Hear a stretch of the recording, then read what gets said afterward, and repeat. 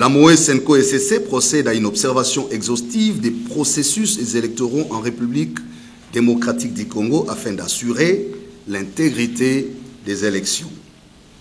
Pour ce faire, elle a déployé 500 observateurs à long terme dans les 178 villes et territoires de la RDC durant la période préélectorale.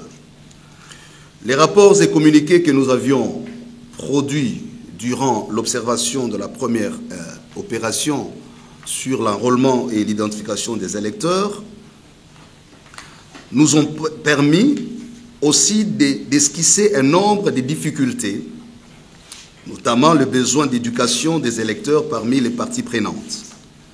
Ce qui est aujourd'hui mis en cause, c'est que nous déplorons, en l'occurrence des actes de vandalisme, montée des tribalismes, tensions, découle aussi du fait qu'il n'y a pas eu une véritable prise en charge en termes d'éducation civique et sensibilisation électorale, et les différents discours des acteurs politiques n'ont fait que contribuer à la montée de cette situation que nous venons de déplorer.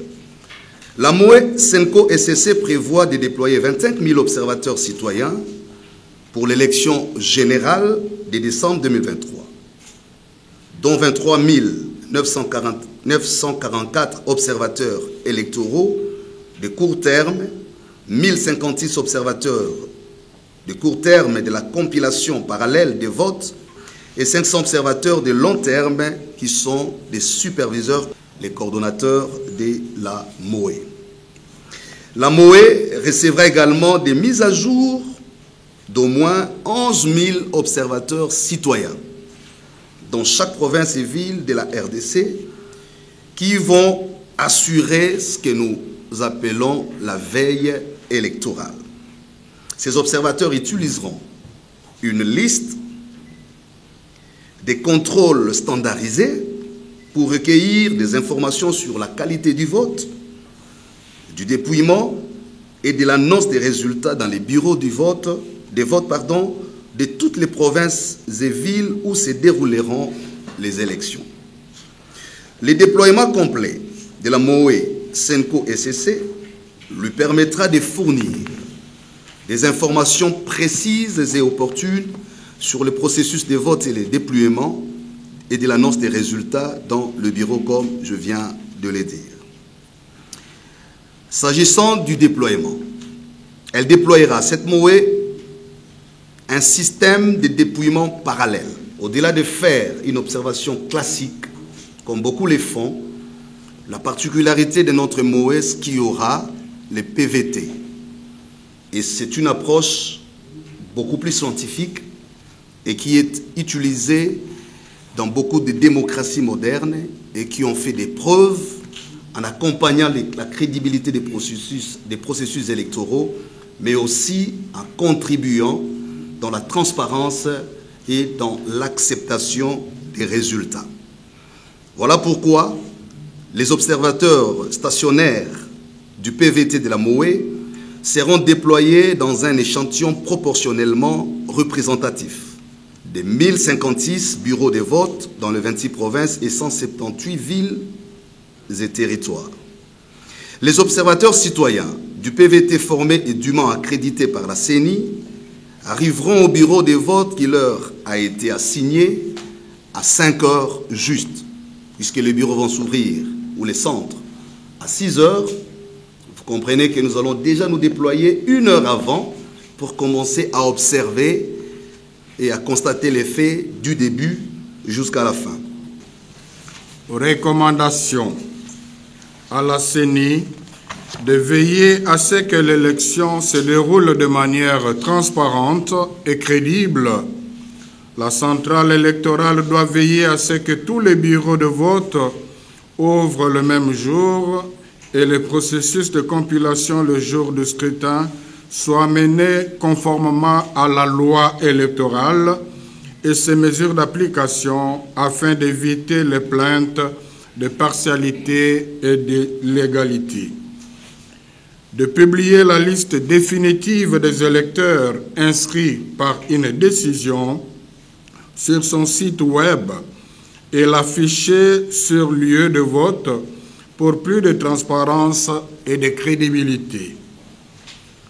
Encourage la CENI à clarifier la question du vote des électeurs omis et garantissant l'intégrité du processus. Aux forces de sécurité, nous exhortons tous les personnels de sécurité déployés à rester neutres et à donner la priorité à la protection des droits de la personne, des agents électoraux, du matériel électoral et des candidats pendant l'élection. Les agences de sécurité doivent éviter d'harceler et d'intimider les électeurs, les responsables électoraux, les observateurs et les membres des médias. Pour assurer l'intégrité des élections, tous les responsables de la sécurité doivent faire preuve de professionnalisme, d'impartialité et de neutralité dans la gestion des opérations de sécurité électorale. Le jour du scrutin, des sanctions appropriées devraient être appliquées en cas de violation des codes électoraux, en particulier pour les violations qui menacent les droits des citoyens ou tentent de subvertir ou d'acheter leur vote. Les agences de sécurité devraient assurer la protection des électeurs vulnérables, en particulier des femmes et des personnes handicapées, pendant et après les élections.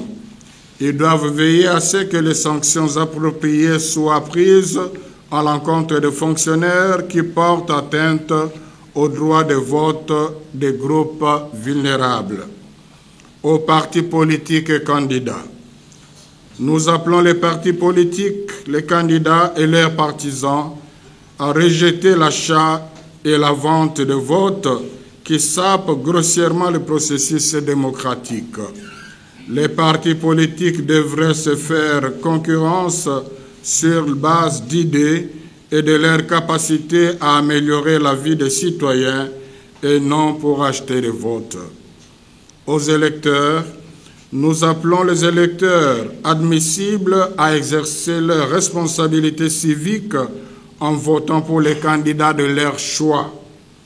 En outre, les électeurs doivent résister aux tentatives des politiciens de subvertir le processus par des incitations matérielles ou de l'argent. Nous exhortons les électeurs à se comporter de manière pacifique et civique tout au long des élections.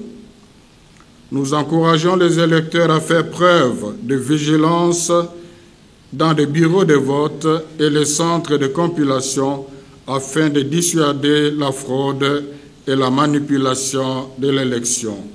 Que Dieu bénisse le peuple de la République démocratique du Congo. Je vous remercie.